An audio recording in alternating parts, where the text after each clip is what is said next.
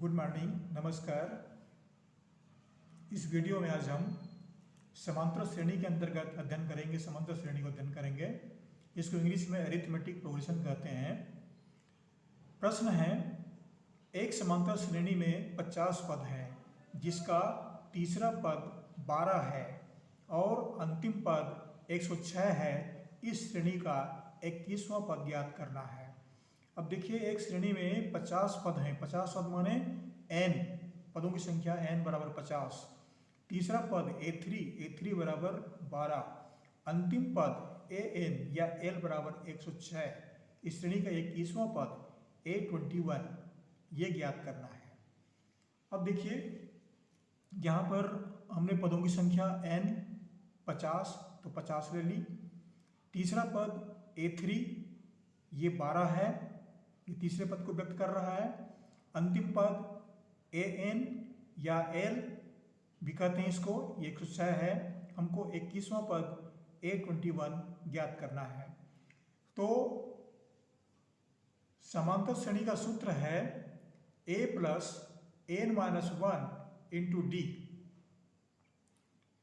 AN equal to A plus n minus 1 into D.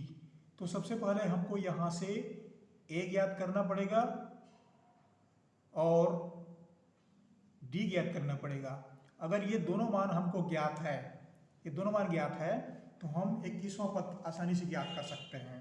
चलिए सूत्र में मान रख कर देखते हैं। तीसरा पद पहले निकालते हैं। तीसरा पद का मान दिया गया है A3 बराबर A plus n minus 1।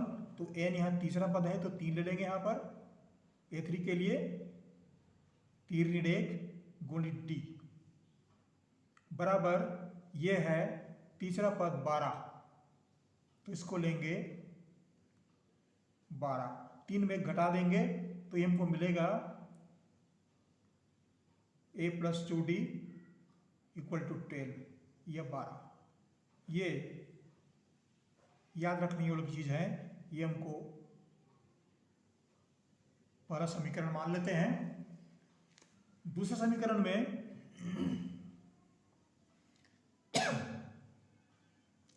n equal to, इसी को फिर लेते हैं, A plus n minus 1 into d. AN अंतिम पद 106,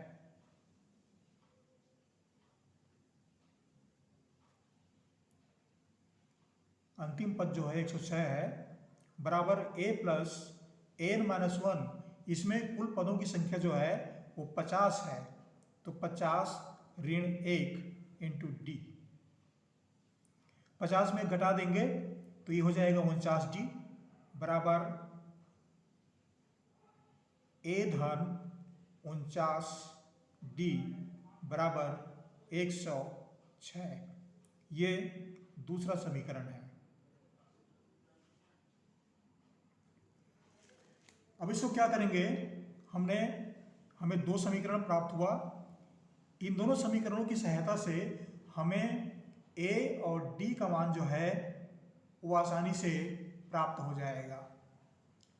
तो इन दोनों समीकरण को, ये पहला समीकरण है, दूसरा समीकरण, इसको हल करते हैं और A और D का मान हम प्राप्त करते हैं।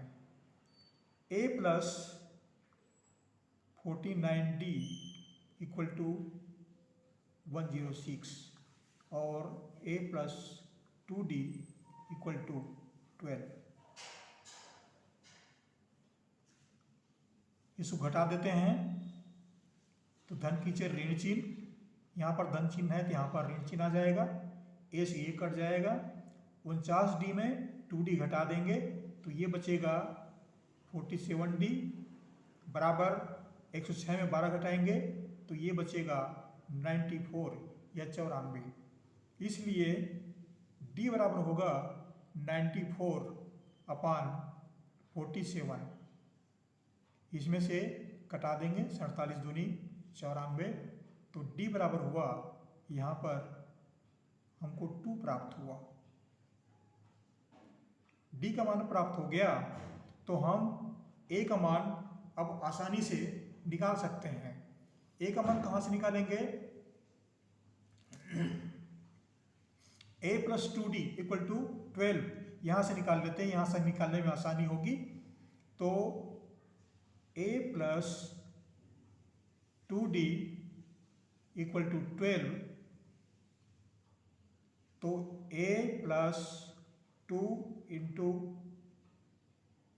2 इक्वल टू 12, या a बराबर 2 दूनी 4 हो गया, 12 में 4 घटा देंगे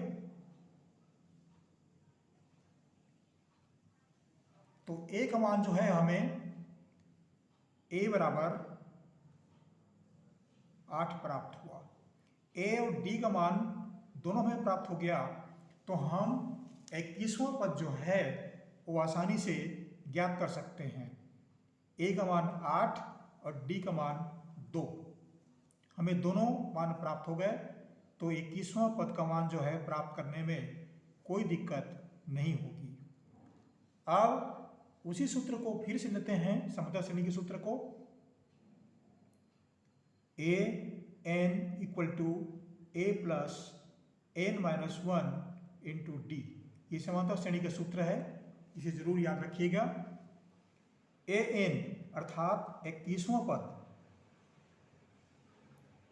21वां पद बराबर a21 बराबर a का मान जो है वो 8 है, तो यहाँ पर 8 रखेंगे, धन 21वां पद अर्थात n का मान जो है वो 21 होगा, ऋण 1 गुणित d का मान 2 होगा, ये 2 है तो यहाँ पर 2 रख लेंगे, बराबर 8 धन 21 में 1 घटा देंगे तो यहाँ बचा 20, 2 से गुणा कर देंगे तो ये हो जाएगा 20 दूनी 40 बराबर 8 धन 20 दूनी 40।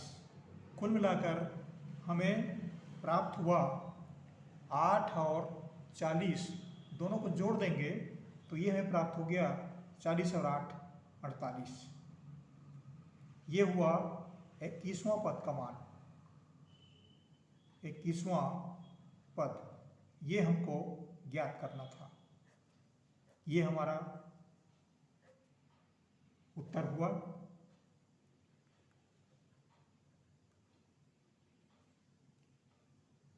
आशा करता हूँ मित्रों ये वीडियो आपको अच्छा लगा होगा। निश्चित रूप से हमारे वीडियो को, हमारे चैनल को सब्सक्राइब कीजिएगा, लाइक कीजिएगा। आपको हमारी ओर से बहुत बहुत धन्यवाद, बहुत बहुत धन्यवाद।